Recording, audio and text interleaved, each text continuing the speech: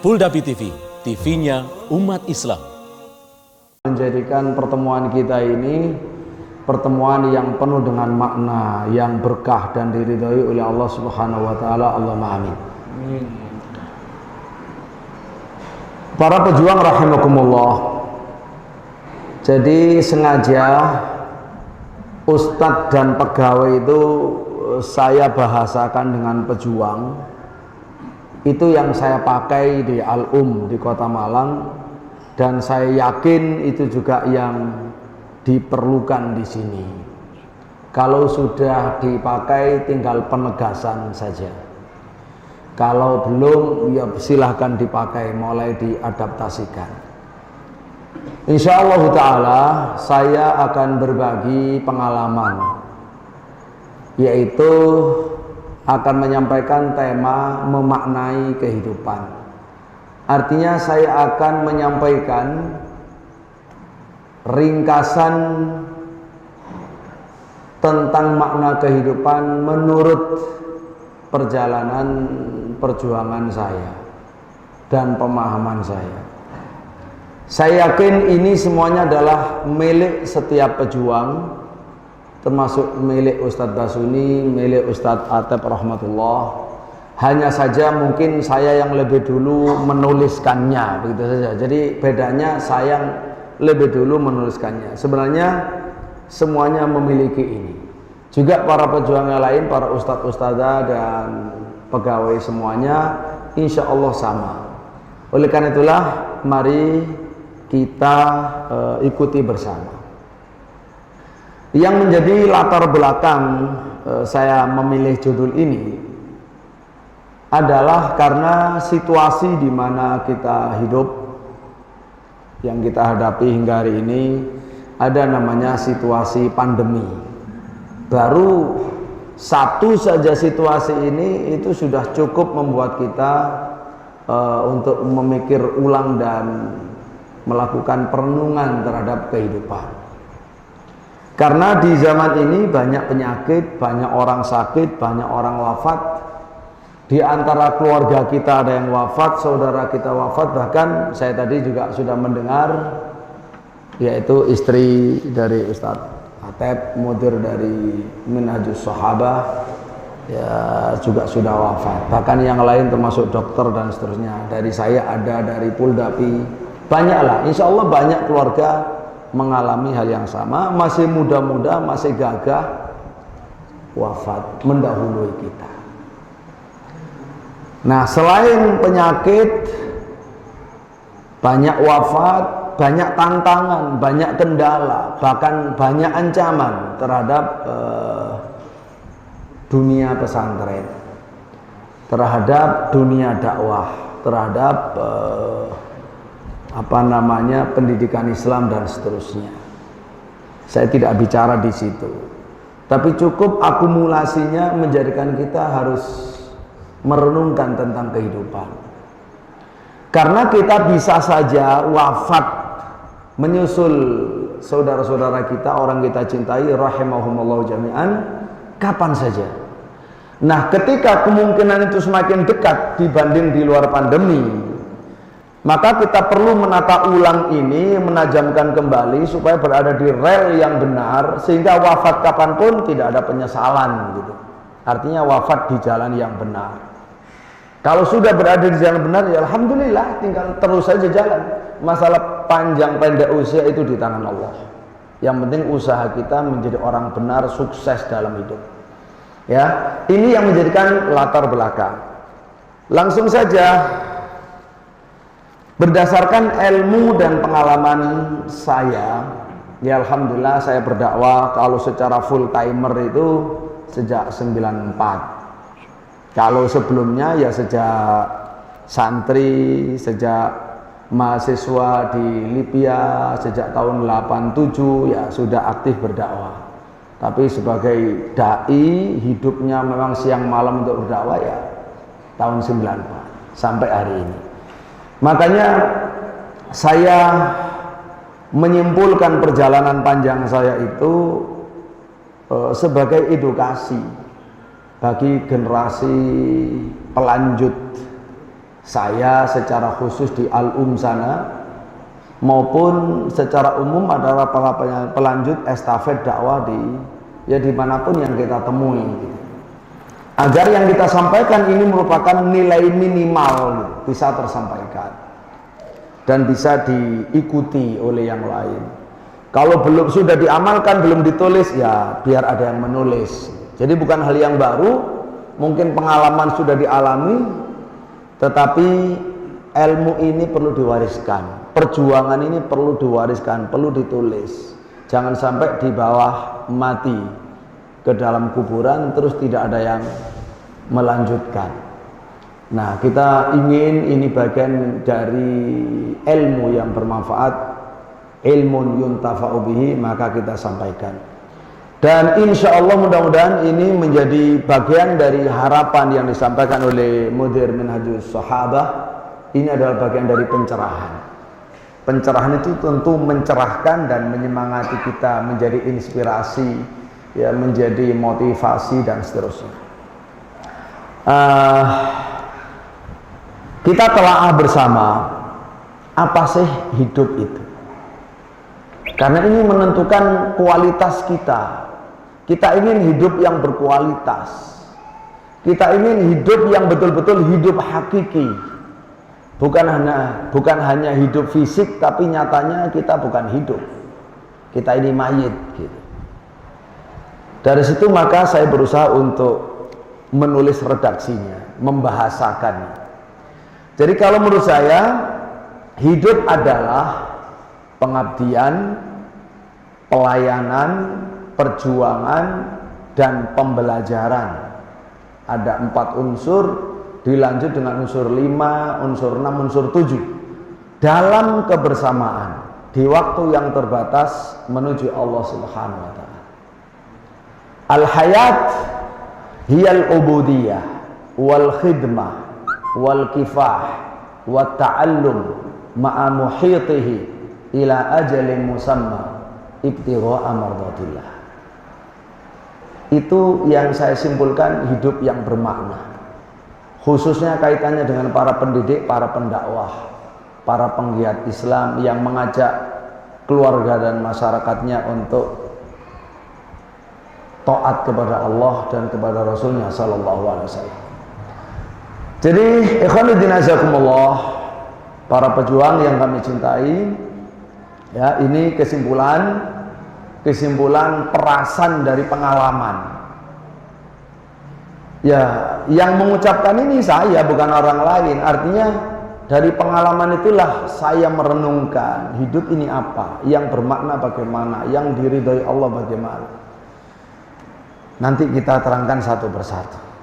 Idzan al-hayat hiyal ubudiyah wal khidmah wal kifah wa ta'allum ma'a muhitihi ila ajalin musamma ibtigha'a mardatillah.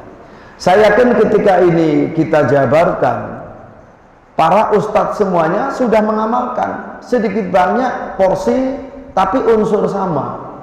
Sudah merasakan, kalau begitu saya sudah benar jalan yang saya lalui. Iya, ya sudah, lanjut. Kalau belum, silakan diluruskan. Kurang ya ditambahi. Jamaah sekalian rahimakumullah, al-hayat hiyal ubudiyah. Hidup adalah pengabdian. Dari kata al-abd, abdi atau hamba. Kita semua adalah hamba Allah. Kita hidup ini mengabdi kepada Allah. Maka kita baru bisa disebut hidup hakiki kalau kita mengenal Allah, kita beriman pada Allah, taat kepada Allah, menyembah Allah, berubudiyah kepada Allah. Ini namanya ibadah mahdhah. Ibadah yang sifatnya langsung murni, kita tunduk patuh kepada Allah dengan menyembahnya. Tapi ada lagi ibadah yang lebih luas cakupannya, yaitu pengabdian yang lebih luas, melayani hamba-hamba Allah.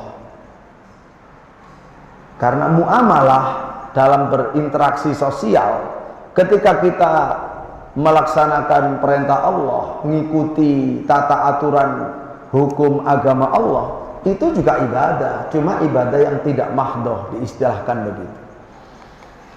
Nah, oleh karena itu manusia yang terbaik kehidupannya adalah yang paling bertakwa kepada Allah dan yang paling banyak memberi kemanfaatan untuk hamba-hamba Allah. Itu sudah yang tertinggi, hidup yang terbaik, hidup yang hakiki di dunia untuk menuju hidup yang hakiki di surga. Maka orang yang tidak mengabdi kepada Allah, tidak kenal Allah, tidak beriman, tidak sholat, ya, tidak mengesahkan Allah, itu sebenarnya orang mati, tidak hidup dia. Orang yang mati. Orang yang tidak melayani hamba-hamba Allah juga orang yang mati atau orang yang sekarat, orang yang sakit. Walaupun dia nyatanya berjalan, makan, minum di muka bumi, ya mayat yang berjalan. Dia belum merasakan hidup yang hakiki. Hidupnya masih hewani, tidak bisa menyentuh inti manusia, itu rohani. Banyak sekali ayat-ayat Al-Quran maupun hadis Nabi SAW yang mendukung makna ini, bahwa hidup adalah ubudiyah. Tidak menjadi hamba Allah berarti dia sudah mati. Tidak beriman pada Allah, dia mati. Allah Subhanahu wa taala berfirman misalkan dalam Al-Anfal ayat 24, ya ayyuhalladzina amanu istajibu lillah walir rasul idza da'akum lima yuhyikum. Hai orang-orang beriman, jawablah Allah, jawablah ajakan Allah, jawablah ajakan Rasulullah SAW. Maksudnya jawablah, ya taatilah, iakanlah, setujuilah, datangilah ajakan Allah dan Rasulnya. Idza da'akum, apabila Allah dan Rasulnya mengajak kamu, lima yuhyikum, kepada apa yang bisa membuat kamu hidup. Jadi dakwah Islam itu dakwah yang membuat manusia itu hidup. Kalau kita ingin hidup, taatilah Allah, taatilah Rasul. Datangilah panggilan Allah, panggilan Rasul, untuk beriman, untuk beramal soleh. Allah Subhanahu wa taala menerangkan dalam surat Al-An'am 122 bahwa orang kafir itu orang mati. Awaman kana maitan fa ahyainah wa ja'alna lahu nuran yamshi bihi fin nas kaman mathalu fi dhulumat laisa bi kharij minha kadzalika zuyyina lil kafirina ma kanu ya'malun. Apakah orang yang mati lalu kami hidupkan dan kami jadikan untuknya cahaya, yang dengan cahaya itu dia berjalan di tengah manusia. Apakah orang seperti itu sama dengan orang yang berada di dalam lapisan kegelapan yang tidak bisa keluar daripadanya? Demikianlah dihias-hiasi untuk orang kafir apa yang mereka lakukan. Jamaah sekalian rahimakumullah, para pejuang yang kami cintai. Jadi ketika orang itu belum menerima hidayah Islam, belum beriman, belum beramal soleh, belum menjadi hamba Allah, belum menjadi Abdullah, orang itu masih mati. Dan begitu diberi hidayah Islam, dia hidup kembali, ibarat orang yang baru hidup. Dan itu bisa juga diungkapkan oleh setiap mu'allaf. Setiap mu'allaf, kalau kita tanya, dia mu'allaf sudah mantap keimanannya, kita tanya tentang bagaimana bedanya, bagaimana apa yang sama rasakan ketika berislam, masuk Islam, ketika sudah bisa sholat. Itu luar biasa, jawabannya sepakat. Dia baru bisa merasakan hidup, dia baru bisa merasakan namanya menyembah Allah, menyembah Tuhan Maha Pencipta, ya baru sekarang. Pasti menangis. Karena memang, kita ini masalahnya banyak yang Islam sejak lahir, jadi tidak mengalami dua alam. Tapi yang mengalami dua alam itu Masya Allah. Saya pernah berdakwah di Thailand. Saya tanya kepada Ustadz Yusuf yang sudah mengislamkan ribuan orang Buddha. Salah satu ya, sambil beliau menyetir ngantar saya tanya, "Saya pernah nggak sama tanya orang yang sudah masuk Islam sudah lama, sudah yakin Islamnya, imannya sudah tumbuh bagus?" "Iya Ustaz." "Misalkan sama tanya apa bedanya Islam dengan bukan Islam? Sampai sebelum Islam dengan setelah Islam apa?" Salah satunya yang dijawab sangat mencengangkan. Jawabannya adalah, "Alhamdulillah, saya baru merasakan makan daging ayam yang lezat ketika menjadi muslim." Loh, kok bisa? Ketika masih kafir, kita makan ayam hanya dipeluntir, dicepit, di macam-macam. Itu seperti makan bangkai, betul-betul tidak ada rasa lezat. Begitu kami masuk Islam, kami menyembelih, kami merasakan betul ini baru daging yang lezat. Jadi sesuatu yang kadang kita tidak perhatian, itu menjadi, karena dia punya dua alam, alam kafir sama alam muslim, bisa merasakan. Nah, kita dari lahir ya cukup dari ceritanya saja kan, dari cerita orang-orang yang alami.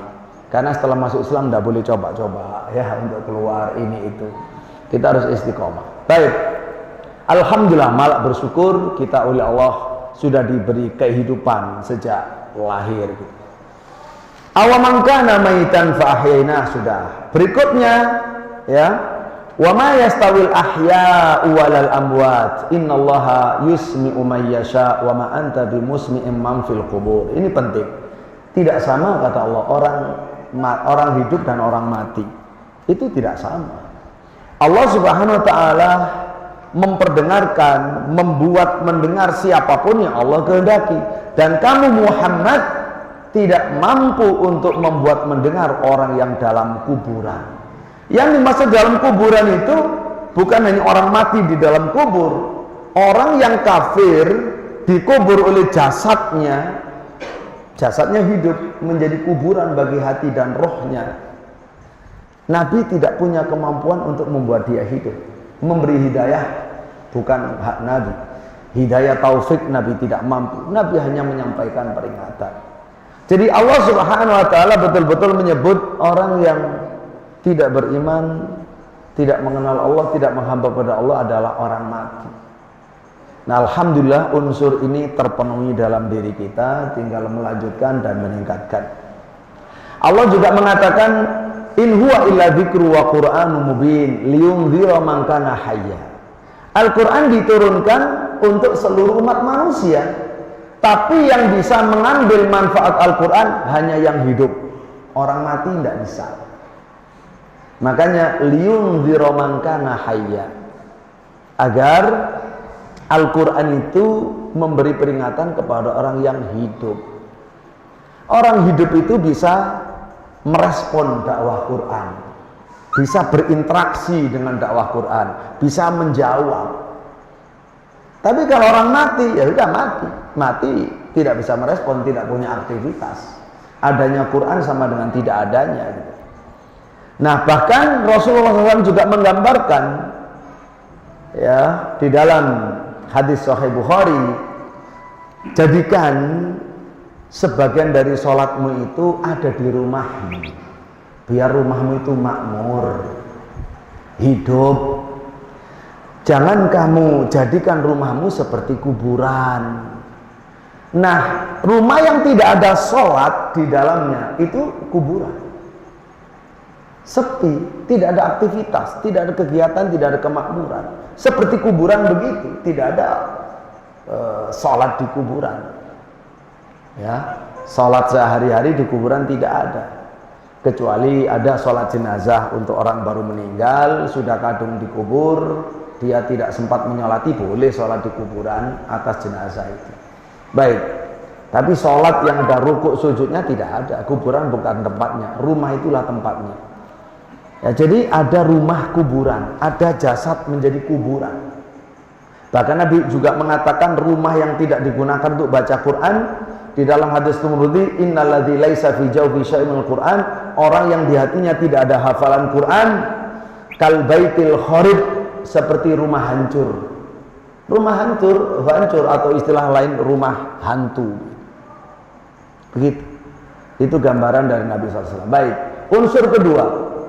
Berarti kalau unsur pertama, alhamdulillah, ayo dilanjutkan, ditingkatkan, dan diistiqomahi. Panjang pendek usia, tidak masalah. Kita sudah berada di jalan yang benar, hidup benar di dunia, menuju hidup abadi di surga. Yang kedua, hidup adalah perjuangan. Hidup adalah pelayanan sebenarnya. Hidup adalah pelayanan. Tapi ini kebalik ini saya nulisnya. Baik. Kita sesuai dengan urutannya, al-ubudiyah, al-hayat hiyal ubudiyah, wal khidmah, biar urut wis. Hidup adalah pelayanan. Setelah mengabdi kepada Allah, walaupun tadi ada ibadah ghairu mahdoh, kita khususkan nomor 2 adalah khidmah, melayani. Ini apalagi para pegawai di pesantren, para guru, para pegawai, semuanya adalah pelayan.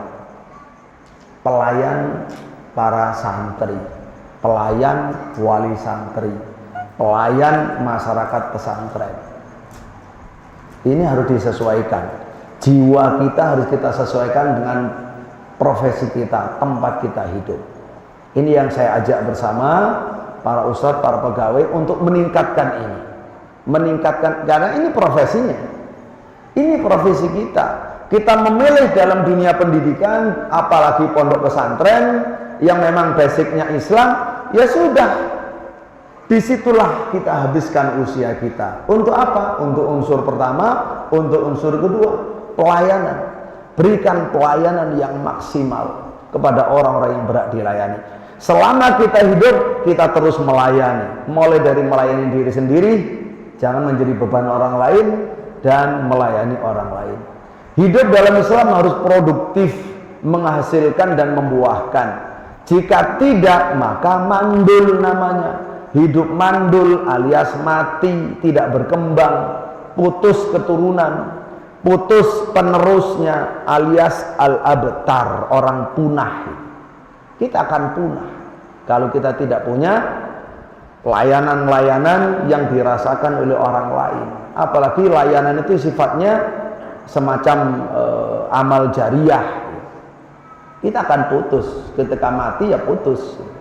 Jadi hidup kita ini harus melayani. Orang sukses itu kalau semakin banyak melayani, setelah banyak mengabdi kepada Allah, banyak melayani tanpa batas, itu orang semakin sukses. Saat hidup mungkin dia tidak begitu diperhatikan, walaupun ada yang mengapresiasi, tapi begitu wafat orang akan tahu semua, merasa kehilangan. Ini penting sekali jamaah rahimakumullah. Saya sering tanamkan di pesantren Al-Um. Ini juga ucapan saya, man nafa'a sabat wa man sabata nabat. Siapa yang berguna dia akan eksis. Siapa yang eksis dia akan tumbuh berkembang. Kalau sampean ingin tumbuh berkembang, jadi apapun, ya, jadi kiai, jadi ustadz, jadi dai, jadi pedagang, ya, jadi pemimpin, silahkan berikan dulu manfaat kepada orang. Berikan dulu manfaat kepada orang dengan ilmu kita, tenaga kita, harta kita, pengaruh kita, nasihat kita. Jadilah orang yang berguna. Kalau sampean berguna, pasti sampean akan tetap tinggal di situ. Nggak mungkin diusir orang. Karena kita dahulukan kemanfaatan. Kita diperlukan sama orang. Kalau kita sudah diperlukan, kita diberi tempat. Kalau sudah diberi tempat, pasti akan tumbuh berkembang. Itu sudah sunnatullah, tidak bisa dielakkan. Sunnatullah. Man nafa' sabat, wa man sabat nabat. Rasulullah Muhammad SAW ya pernah didatangi oleh seseorang, lalu bertanya, ya Rasulullah, ayyun nasi ahabbu ilallah. Wahai Rasulullah, manusia yang model bagaimana yang paling Allah cintai? Wa ayyul a'mali ahabbu ilallah, amal yang bagaimana yang paling Allah cintai? Di sini luar biasa. Sisi kedua yang Rasul sebut, sisi ibadah ghairu mahdoh.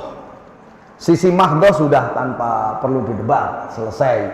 Sisi kedua ini yang Rasul tonjolkan saat ditanya, ahabbun nasi ilallah anfa'uhum linnas.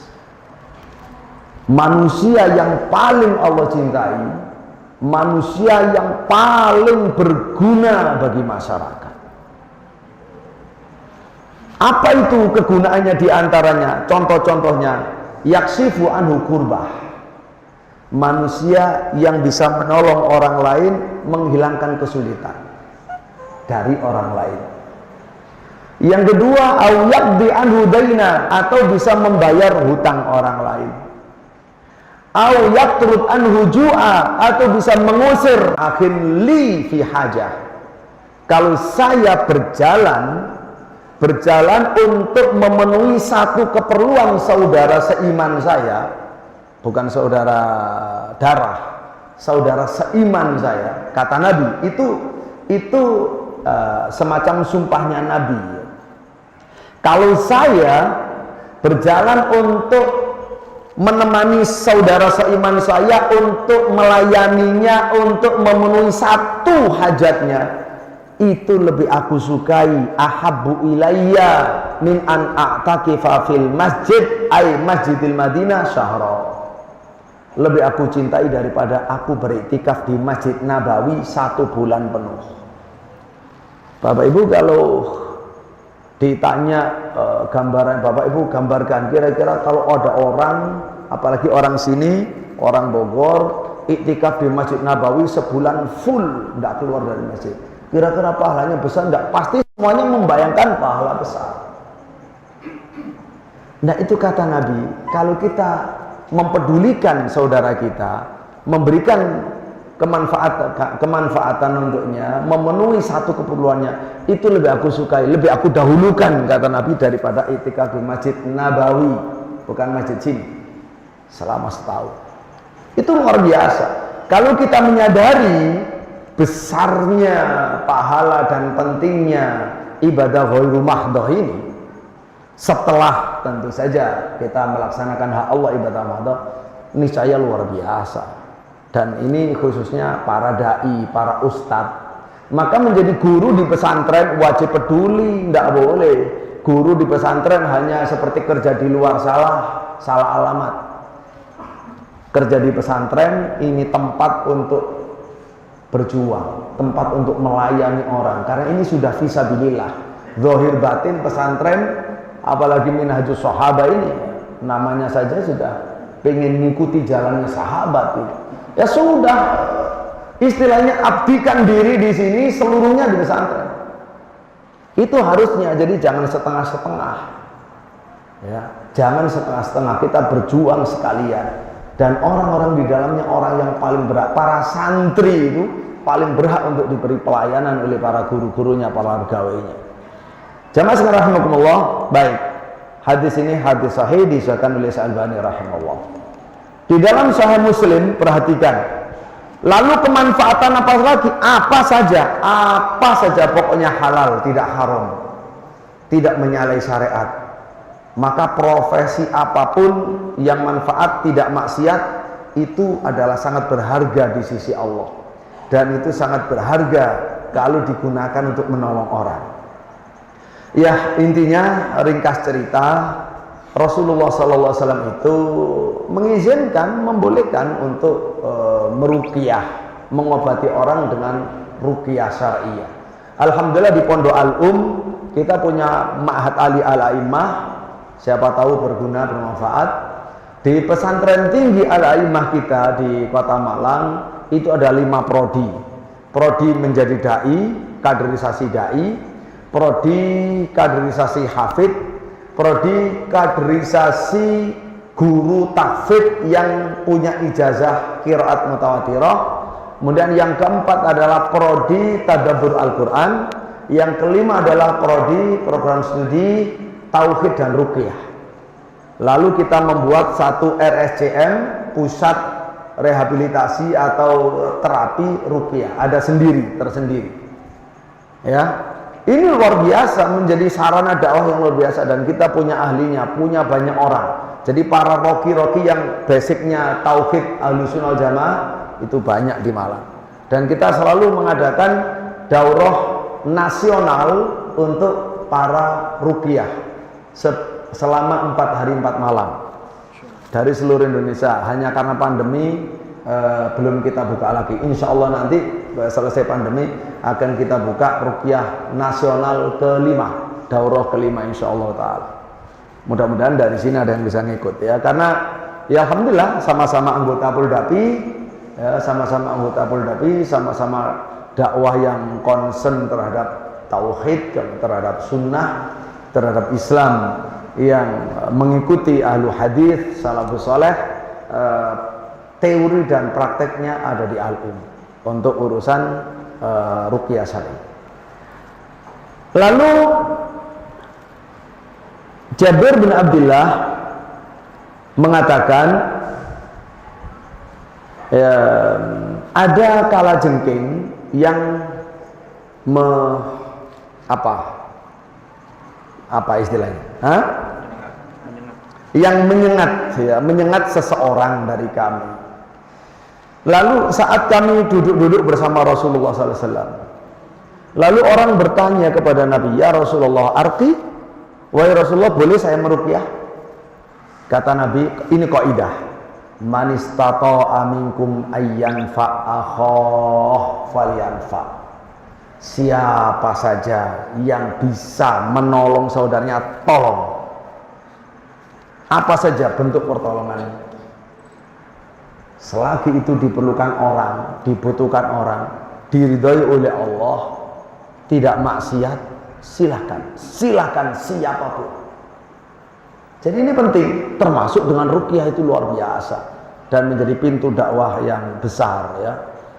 Lalu perlu diketahui, semakin tinggi kedudukan kita di masyarakat, di organisasi, di pesantren, ya, di bangsa, di negara, itu artinya semakin tinggi pertanggungjawaban kita tentang pelayanan. Sampai dikatakan sayyidun nasi khadimuhum, pemimpin satu kaum itu pelayannya. Pemimpin bangsa itu ya pelayan. Kita diangkat jadi pemimpin karena melayani, bukan karena dilayani atau untuk dilayani. Ini yang harus kita tanamkan dalam diri kita. Maka di pesantren semuanya adalah pelayan.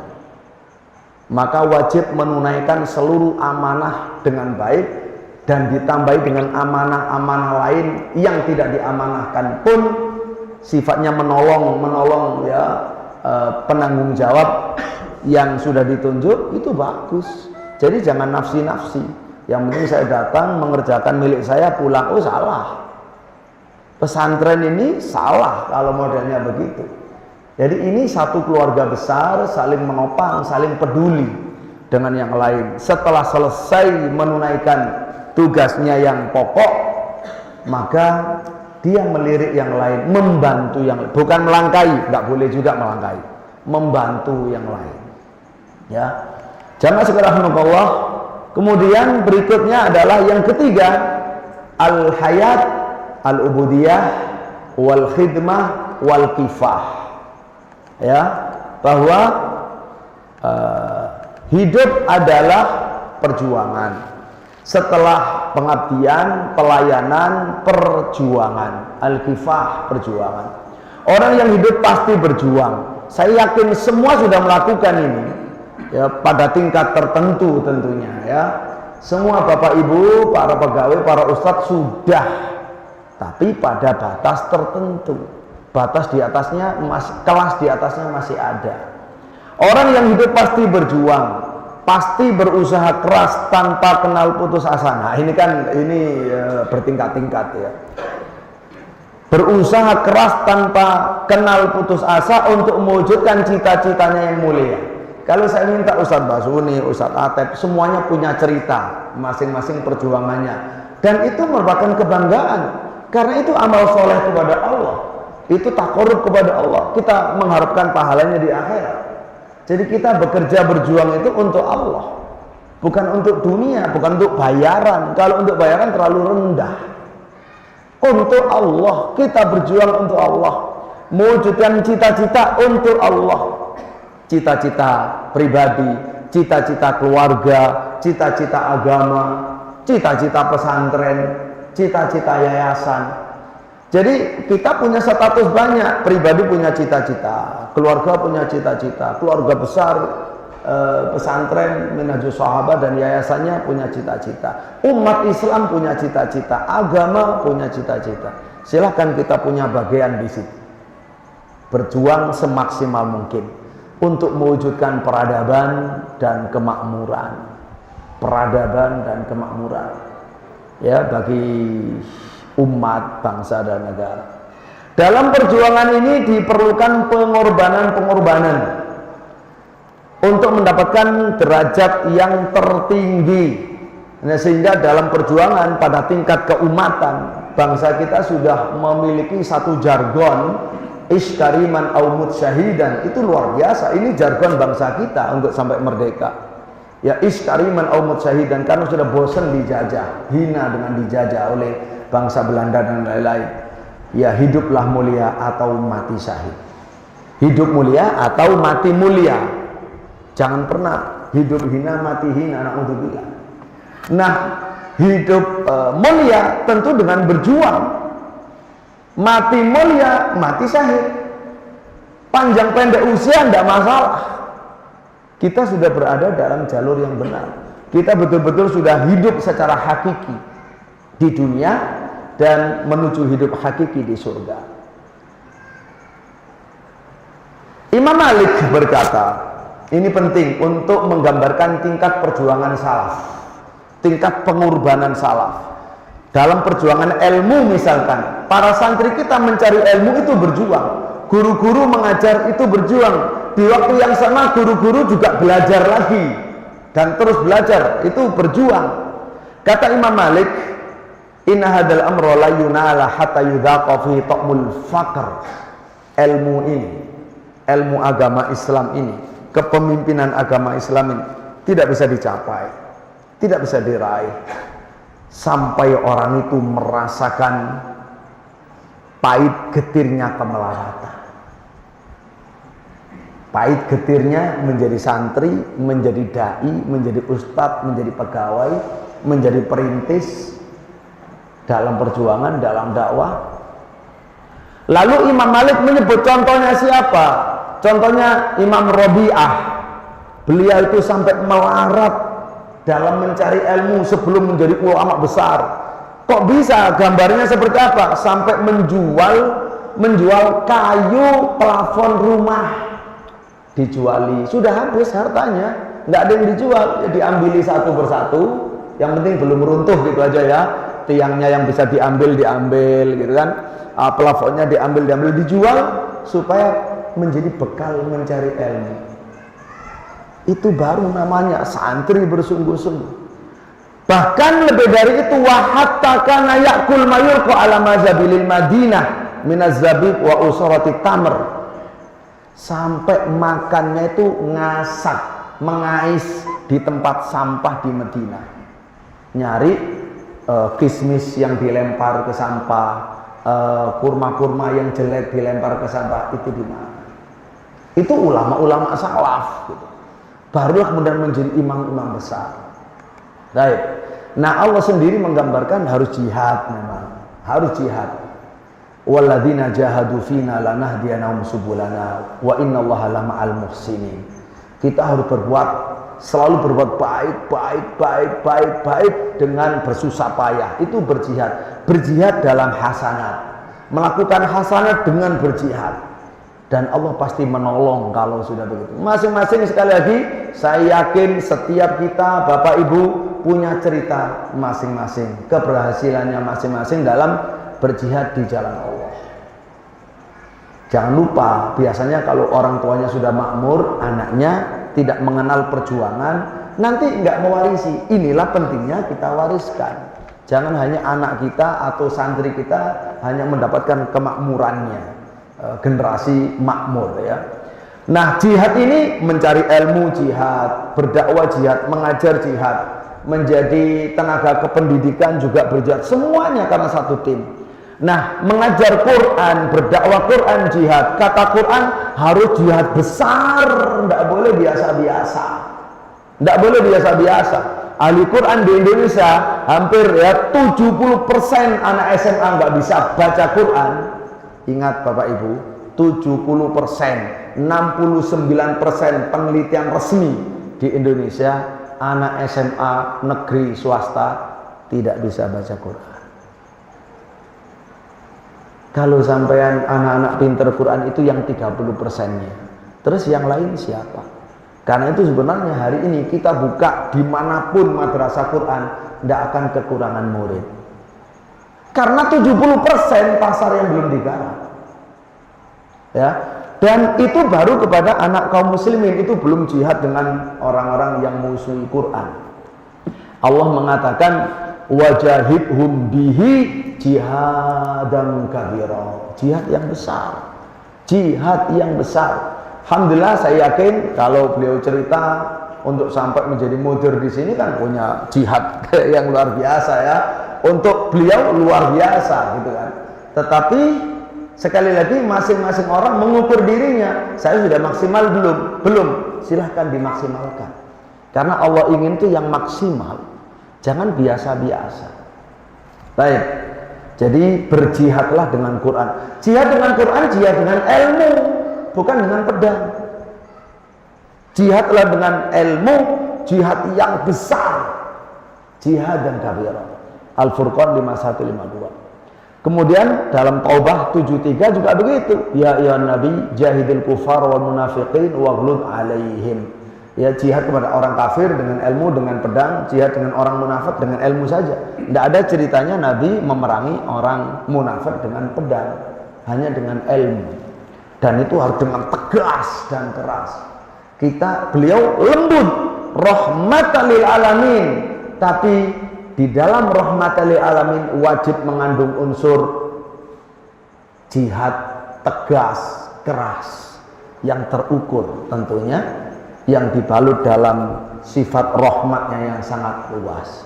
Ya, jadi jihad qital dan jihad kalimah, dua bentuk jihad itu jihadnya Rasulullah Muhammad SAW, disuruh oleh Allah untuk beliau dan untuk umatnya, untuk kita semuanya.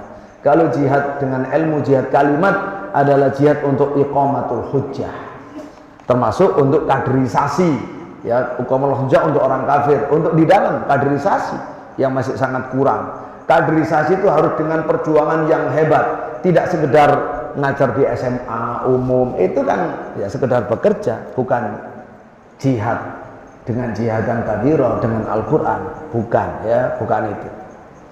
Dan kalau kita tidak mau berjihad dengan jihadan kabira, kita akan hina, seperti yang disampaikan oleh Nabi SAW ya dalam hadis Ibnu Umar, hadis Abu Dawud, disahihkan oleh Syalbani rahimahullah. Dan kita pun diajari untuk berdoa dalam hadis sahih, wala taj'al musibatana fi dinina wala taj'alid dunya akbar hammina wala mablagha ilmiya. Jadi kalau kita bekerja pun bekerja untuk jihad, untuk akhirat, jangan hanya untuk bayaran. Kalau hanya untuk bayaran salah kita ini menyalahi ajaran Allah dan Rasul. Karena dunia itu kecil, yang banyak bayaran di akhirat. Makanya kalau saya menerima setiap pegawai di Al-Um, ya, kalau orang kita buka lowongan, orang maju selalu sampai mau mencari apa. Kalau mencari bayaran besar, sama salah alamat, bukan di sini. Bukan di sini, sama ngelamar di sini salah. Tapi kalau sama mencari rezeki yang halal dan pahala yang besar, di sini tempatnya. Mencari keberkahan, di sini tempatnya. Monggo, silakan dari awal begitu. Jadi kalau dia nuntut gaji salah, sudah dari awal akad kita itu di sini berjuang. Kok sedikit bayarannya? Alhamdulillah, tapi cukup, Allah memberkahi dan hidup kita juga diberkahi. Kalau cari bayaran, oh banyak di pabrik, bekerja di pabrik rokok aja lebih banyak sampean daripada di sini, kan gitu ya? Masa di sini ngalahkan pabrik rokok? Jadi itu begitu. Bapak Ibu rahimakumullah, ayolah. Jadi memang bekerja di pesantren untuk menjadi pejuang. Yang kita cari apa? Ridha Allah, surga. Bukan hanya dunia yang sementara ya. Kita ingin harta halal, berkah, tapi di balik itu adalah yang tak terbatas barokah dari Allah Subhanahu wa taala. Nah, orang atau bangsa yang tidak mau berjuang, maka sejatinya dia adalah mayit yang berjalan. Orang atau bangsa yang tidak bersungguh-sungguh berjuang, maka dia adalah orang atau bangsa lemah, yang loyo, yang sakit, yang perlu diobati, perlu disehatkan. Dia adalah orang dan bangsa yang hina. Makanya kalau kenapa orang Islam jumlahnya banyak kok tidak mulia? Ya karena tidak berjuang. Kurang perjuangannya. Kurang? Iya kurang. Secara akumulatif kurang. Hanya sedikit yang masih berjuang. Karena itu kita harus punya semangat membuat pesantren itu lembaga pendidikan yang tinggi, itu melahirkan pejuang-pejuang. Kalau melahirkan pekerja banyak udah, ya semuanya begitu, melahirkan pekerja-pekerja. Baik. Hidup adalah pelayanan, tadi khidmah sudah nomor 2, kita lanjut. Al-kifah keempat, wat ta'allum. Hidup adalah belajar. Jadi sepanjang hidup itu harus ibadah sampai mati. Sepanjang hidup harus selalu melayani sampai mati. Sepanjang hidup harus berjuang sampai mati. Jangan ingin pensiun dari salah satunya, tidak ada ceritanya, mati, istirahat di surga nanti. Baik, keempat, pembelajaran. Belajar juga sepanjang hayat sampai mati. Kita itu belajar, apalagi guru-guru. Orang yang wajib belajar, lebih wajib belajar dari santri, guru. Guru lebih wajib belajar daripada para santrinya. Tingkatkan kemampuan pribadinya, tingkatkan kemampuan organisasinya, tingkatkan kemampuan merencanakan, kemampuan melaksanakan, kemampuan melaporkan. Karena itu yang dituntut. Agar profesional dan perjuangannya maksimal. Hidup adalah pembelajaran. Selama kita hidup kita harus belajar, sejak kita berada di ayunan hingga masuk liang kuburan. Ya, di dalam Ibnu Abdul Bar rahimahullah menceritakan, diriwayatkan katanya Nabi Isa alaihissalam pernah ditanya, sampai kapan orang itu layak belajar? Dijawab, selagi dia layak hidup. Selama layak hidup dia layak belajar. Kalau sudah nggak layak hidup kan mati. Layak mati memang sudah nggak perlu dia belajar, mati. Nah, Ibnu Mubarak ditanya, ilamata tatlubu al-ilma, sampai kapan Anda? Ini Imam Abdullah bin Mubarak, al-alim ar-rabbani al-mujahid, ulama, ahli abid, zahid, mujahid. Beliau ditanya, sampai kapan Anda ini mencari ilmu? Dibilang hatal mamat, insya Allah, ya sampai mati, nggak ada batasnya. Ya alhamdulillah, saya pun jadi semua 4 unsur itu ya saya lakukan semuanya, saya alami semua, sampai hari ini pun saya belajar terus. Sampai di bis saja berangkat, saya mengikuti kajian online, ulama di Mesir, ulama di Mekah, ulama di Irak, ulama di Dubai, saya mengikuti ulama di Amerika. Nanti pulang di bis juga demikian, pulang langsung ngajar. Makanya ditawari Ustaz setelah walimah ngajar, ini enggak masalah ya, karena memang ya itu hidup kita mau diisi apa, itu memang yang diperintah oleh Allah, dan dengan itu kita ada kepuasan, berguna hidup kita dan diridhai sama Allah. Itu yang harus kita ikuti terus, jadi jangan pernah berhenti. Alhamdulillah saya bisa menyemangati semuanya, anggota keluarga, anak buah belajar semuanya, double belajarnya, ngajar belajar begitu.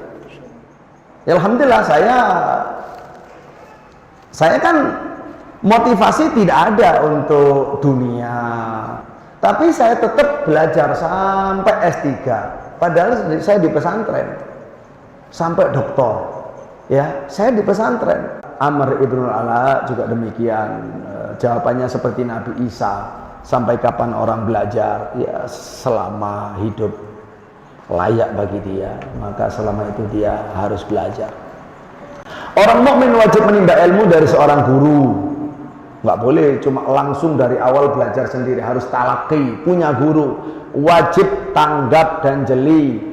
Wajib belajar dari sejarahnya sendiri, mengikuti sabda Nabi, orang mukmin itu tidak boleh disengat dalam satu lubang 2 kali. Bahkan orang mukmin harus belajar dan bercermin dari sejarah orang lain. Mau sejarah gagal, mau sejarah sukses, itu dipelajari semua. sukses ditiru, gagal dihindari. Wajib belajar. Orang mukmin yang hidup harus memegangi prinsip nabawi. Hikmah itu adalah barang milik orang mukmin yang hilang. Di mana saja dia menemukannya, dia mesti harus merebut. Dia orang yang lebih berhak daripada orang. Kecuali ilmu dan susu. Minta tambahan ilmu, minta tambahan susu. Itu aja yang perlu tambahan. Ya. Dan artinya ini menunjukkan kedudukannya ilmu. Di sisi lain kalau untuk fisik kedudukannya susu. Wazidna minhu, kan itu doanya. Allahumma barik lana fihi wazidna minhu. Ya Allah, berkailah minuman susu ini dan beri tambahan dari susu. Tapi kalau selain susu, Allahumma barik lana fihi warzuqna khairan minhu. Ya Allah, berkahi dalam makanan minuman ini dan beri saya rezeki yang lebih baik lagi dari ini. Karena ada yang lebih baik lagi, yaitu susu. Jadi kita disuruh nambah dari ilmu dan dari susu. Dengan demikian orang yang tidak mau belajar adalah mayit yang berjalan. Imam Syafi'i mengatakan di akhir bait, wa man fatahu ta'limu waqta sababihi fakabbir alaihi arba'an li wafatihi wa dzatul fata wallahi bil ilmi wa tuqa idza lam yakuna la tibara li dzatihi. Siapa yang luput dari belajar di waktu mudanya, maka solati jenazahnya dengan 4 takbir. Ya, solatilah atas dirinya 4 takbir. Artinya sholat jenazah anggap sudah mati. Dzatul fata, hakikatnya seorang pemuda itu demi Allah adalah dengan ilmu dan ketakwaan. Pemuda itu bernilai kalau punya ilmu, kalau bertakwa. Itu nilainya. Di dalam yakuna, kalau keduanya tidak ada, ilmu tidak punya, takwa tidak punya, laktibara lidati, tidak ada guna dan nilai jasadnya, tidak ada guna. Nilainya di situ. Maka bersabarlah atas itu tadi. Kemudian ada unsur yang keempat, wa ta'allum ma'a muhitihi, belajar dengan secara kebersamaan dengan lingkungannya. Mau lingkungan yang direkayasa, yang sementara, yang permanen, di organisasi, di rumah, pokoknya kita pasti punya lingkungan. Di pondok pesantren apalagi, maka belajarlah dari lingkungan pondok pesantren. Pengabdian, perjuangan dan pembelajaran tidak bisa sendirian, sebab manusia adalah kainun ijtima'iyun, yaitu makhluk sosial. Oleh karena itu diperlukan adanya ta'amul, interaksi, dan ta'awun, kerjasama, baik secara permanen dalam sebuah lingkungan masyarakat, organisasi, atau secara temporer dalam satu kondisi atau satu kebutuhan. Semua bentuk ta'amul dan ta'awun ini memerlukan adab atau akhlak. Perbedaan status dan posisi melahirkan hak dan kewajiban tersendiri. Maka orang yang beradab adalah orang yang memenuhi hak orang lain, orang tua, saudara, kerabat, guru, atasan, kawan, tetangga, bahkan musuh sekalipun. Masing-masing punya adab. Masing-masing punya adab, tata kerama untuk menghadapinya, untuk bertawun dengan. Begitu tinggi nilai adab ini sampai Nabi SAW bersabda, akmalul mu'minina imanan ahsanu khuluqa wa khiyarukum linisaihim. Mukmin yang paling sempurna adalah mukmin yang paling bagus akhlaknya, dan sebaik-baik kalian adalah yang terbaik akhlaknya kepada istrinya. Jadi akhlak itu menjadi penentu di dunia sebelum di akhirat, baik untuk memilih jodoh atau untuk menilai ini laki-laki yang terbaik apa tidak. Itu sikapnya kepada istrinya langsung, ya. Artinya kalau orang itu punya kebaikan, yang paling berhak merasakan kebaikannya istri dulu sebelum orang lain. Makanya perusahaan-perusahaan sunnah, orang yang sudah mengerti, yang orangnya mengerti Islam dan komitmen untuk meniru Nabi SAW, soal kalau merekrut pegawai itu tanya, punya keluarga tidak? Sikapnya dengan keluarga bagaimana? Dengan istri bagaimana? Itu harus ya diminta itu. Ya dimintai keterangan, dicari. Kalau dia nggak peduli sama istri atau zalim, jangan diterima. Kalau dengan istrinya ada zalim, apalagi dengan majikan, ya. Jadi ukuran Nabi SAW kepada istrinya. Baik, Syekh Utsaimin berkata, ya, yang saya sampaikan tadi dari Syekh Utsaimin, manusia terbaik kepada istrinya, kerabatnya yang paling dekat, yang lebih berhak untuk mendapatkan kebaikannya. Kalau memang orang itu baik, kamu baik, Anda baik, keluargamu yang pertama kali merasakan kebaikannya. Nabi bersabda, anziluna sama nazilahum, dudukkan manusia itu sesuai dengan kedudukannya. Ini perlu saya sampaikan, Ini organisasi besar, 1.500 santri, 200 lebih pegawai. Itu dengan struktur yang beda-beda. Itu masing-masing punya konsekuensi, punya hak, punya kewajiban.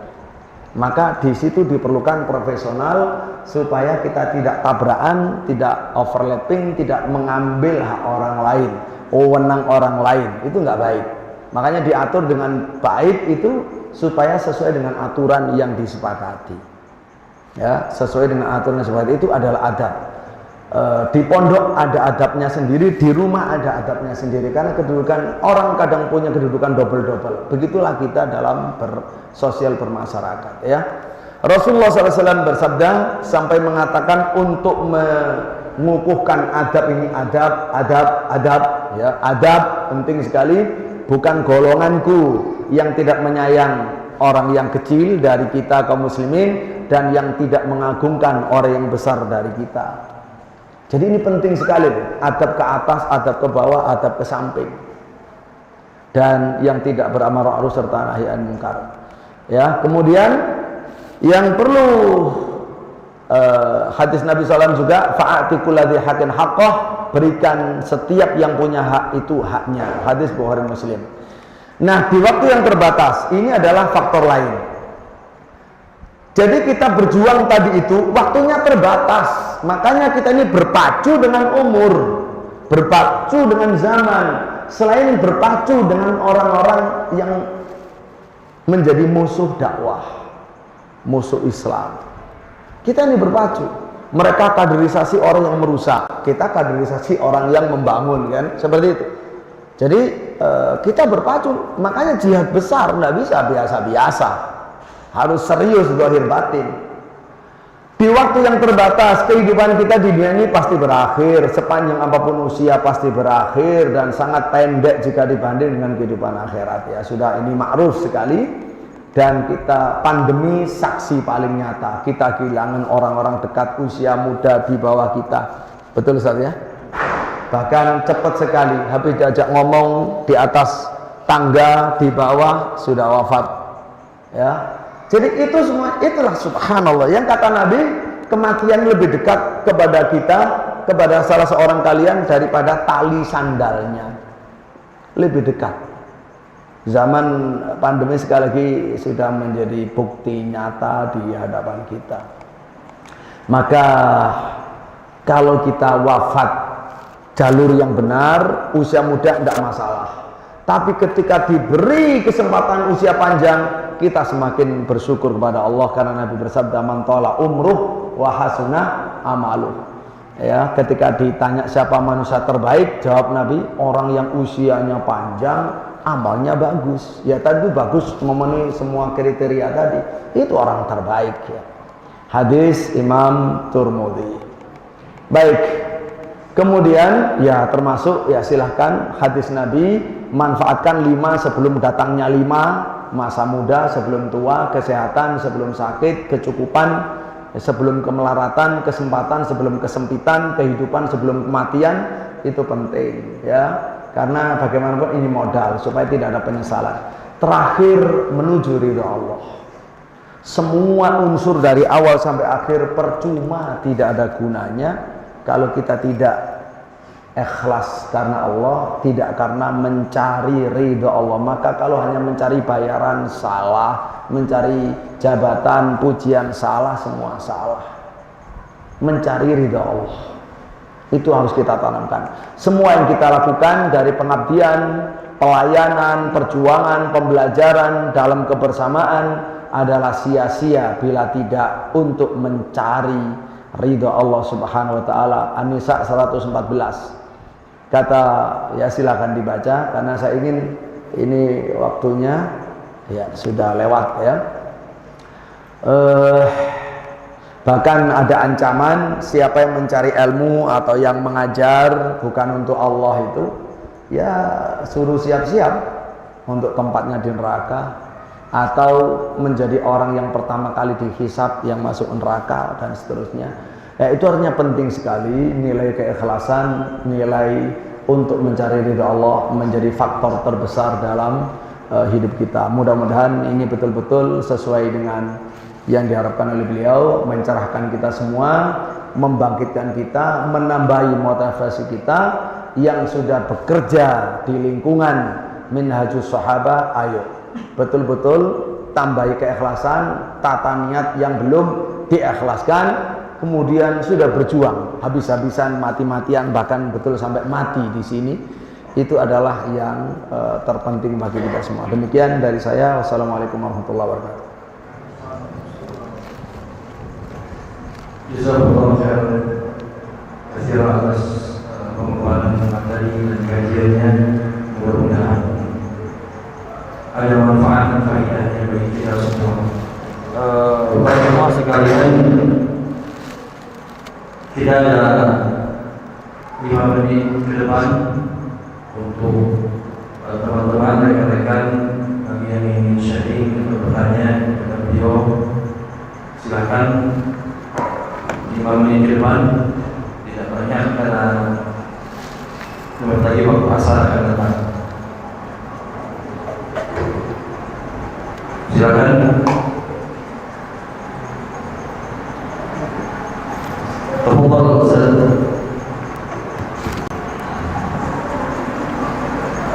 Bisa diberikan foto atau majunya dulu. Silakan maju.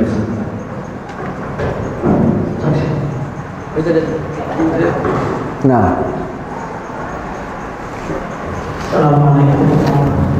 Waalaikumsalam. Fadal Ustaz. Saya ingin bertanya tentang ini tentang kunci dari yang tadi itu adalah ikhlas.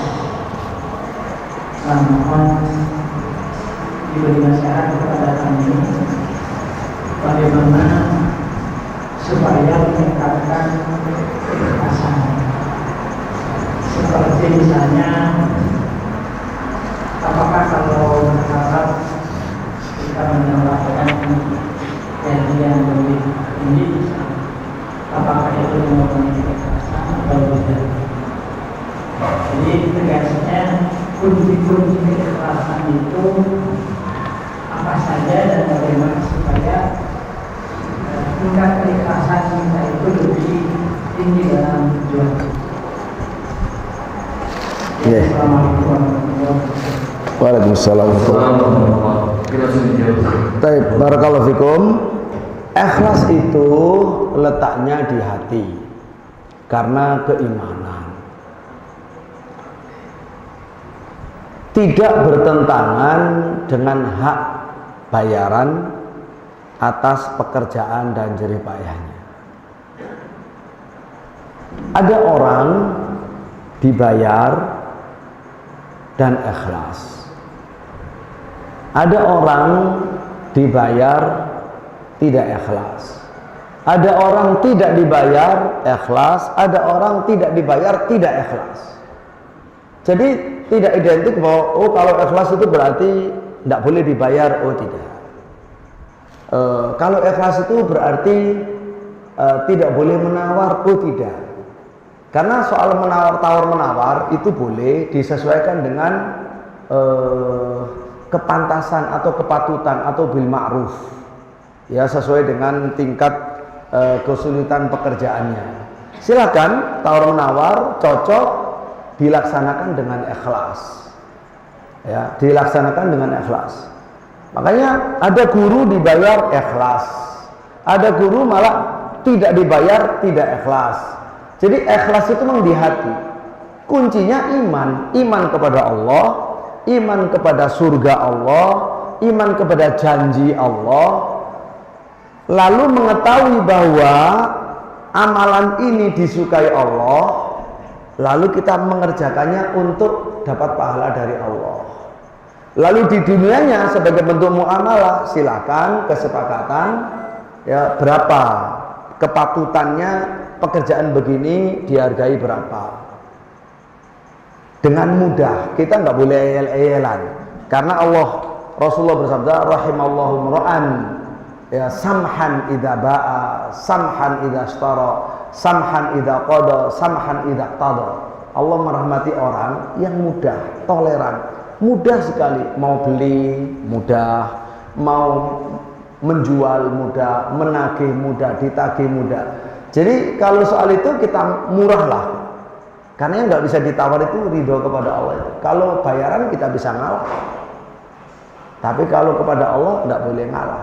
Jadi kuncinya di iman. Nah, iman itu ada pada ilmu yang manfaat. Semakin detail ilmu manfaat, maka semakin ikhlas kepada Allah. Karena kita semakin khasyah. Innama yakhsyallaha min ibadihi al-ulama. Yang kedua adalah contoh. Ilmu, contoh. Contoh baik guru kita langsung yang masih hidup atau guru-guru yang sudah wafat atau cerita para sahabat, ya, itu. Kemudian ya, ilmu tadi itu, ilmu targhib, wa tarhib, fadail, itu semuanya yang dipelajari sehingga bisa menjadikan kita hidup lebih ikhlas, lebih mudah untuk ikhlas. Itu singkatnya, ada ilmu, ada contoh. Itu lebih mudah. Kalau tidak punya ilmu sulit, tidak ada contoh ya tambah sulit. Ya, makanya di pesantren begini ya mesti harus ada panutannya. Orang-orang yang ikhlas itu ada panutannya. Yang masih hidup, yang sudah wafat itulah contoh untuk lingkungan sini. Selain contoh yang kisah-kisah yang sudah ma'ruf, memang teladan bagi kaum muslimin. Demikian, wallahu taala alam.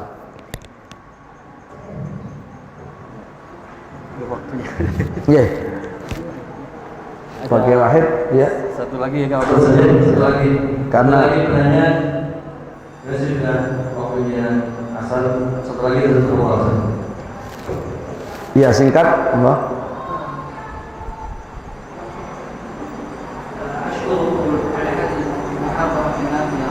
Sebetulnya ada banyak pertanyaan berkaitan dengan makna hayat, ubudiyah, wal khidmah, wal kifah, Wa ta'allum. tapi berkaitan dengan nasihat tentang kifah atau perjuangan. Ketika kita lihat zaman sekarang, tadi beberapa contoh ulama dulu salaf bagaimana mereka berjuang, bagaimana mereka menerapkan disiplin ilmu, mereka kawalkan semuanya. Walakin hari-hari pada zaman gelap ketika datang ke sini, tujuan mereka bukan khalis dari ilmu, jadi kedir. Untuk itu ketika kita melihat ketika perjalanan menuntut ilmu mereka tidak semangat seperti haula. Ketika kita masuk kelas, ada beberapa yang tidur. Ketika kita semangatkan dua dan tadi hari ini begitu, kemudian terulang seperti itu. Apalagi ada beberapa mereka memang yang tujuannya bukan untuk ketika talabul ilmi syar'i. Jadi bagaimana kita menyikapi seperti ini? Bagaimana arahan dari Ustaz? Kita sangat mengharapkan perubahan di Nah, fikum barakallah. Singkat cerita, itu harus masuk dalam sistem. Ada sistem perekrutan murid, ada sistem penanganan murid, ada sistem pemulangan murid, ada sistem pelulusan murid. Ada sebagian murid itu, dan banyak orang yang wajar. Ada anak-anak males, wajar sekali. Tinggal kita proses saja. Bagaimana prosesnya? Disinilah guru dan para pembina, pembimbing, musyrif, ya itu tidak boleh merendahkan santri, tidak boleh marah-marahan ke santri, tapi silakan aja diproses. Melanggar, catat, nasihati, catat, laporkan, atau bagaimana mekanisme yang ada. Sampai peringatan 1, peringatan 2, peringatan 3, dan dipulangkan. Memulangkan anak yang memang tidak bisa diproses di sebuah pesantren tertentu, itu bagian dari pendidikan. Intinya, mungkin di sini dia tidak jodoh. Siapa tahu di pondok lain dia jodoh bisa baik. Monggo. Bukan berarti anak ini gagal, nggak cocok di sini. Maka kita enak, ada alurnya jelas. Alurnya itu jelas. Jadi ada proses untuk, kalau di tempat saya ngurusi santri, saya ketua umum ya, pimpinan pesantren tertinggi, ada mudir tanfidhi, ada waka-waka dan seterusnya. Di sana ada ada A'imah, ada AMQ, Akademi Muallim Quran. Itu juga di atas SMA untuk mencetak Quran berkompeten. Jadi kalau pertama, kalau ada pelanggaran diatasi musyrif. Kalau enggak, meningkat ke kepala musyrif. Kalau enggak, ke kepala kesantrian, ke mudir tanfidhi. Kalau ke saya. Kalau ke saya mesti ya langsung nanti orang tua. Ketiga, orang tua datang, segala bukti pelanggaran apa dan juga bukti penanganan. Jadi pelanggaran apa, penanganannya apa. Kalau kita sudah angkat tangan, monggo kita kembalikan ke orang tua. Semoga dapat tempat yang lebih baik. Jadi begitu, enak, insya Allah Taala. Ya karena waktunya singkat, ya mudah-mudahan itu isyarat saja sudah cukup. Tapi kalau enggak, ya bisa konsultasi langsung. Insya Allah, karena Pak Dasar kita masih ngisi lagi, nanti maghrib ya di sini ya. Insya Allah ketemu lagi. Saya akhiri, Assalamualaikum warahmatullahi wabarakatuh. Insya Allah. Sekali lagi terima kasih kepada Ustaz materinya yang sangat bermanfaat, dan kami lihat antusiasnya banyak antusias Ustaz untuk bertanya, sharing ya. Kami berharap dari Al-Ustaz, insya Allah mudah-mudahan di lain waktu ya, bulan depan atau 2 bulan ke depan bisa tansik lagi, beliau bisa mengisi kembali di pesantren kita insya Allah, dan kita berharap seperti itu ya. Dan kami coba terima kasih kepada teman-teman, rekan-rekan dan akhwat yang sudah memberikan dirinya, dan mudah-mudahan ini bermanfaat bagi kita semua. Kita tutup pengajian ini dengan doa kafaratul majelis. Subhanallah wa bihamdik, asyhadu an la ilaha illa anta, astaghfiruka wa atubu ilaik. Wassalamualaikum warahmatullahi wabarakatuh.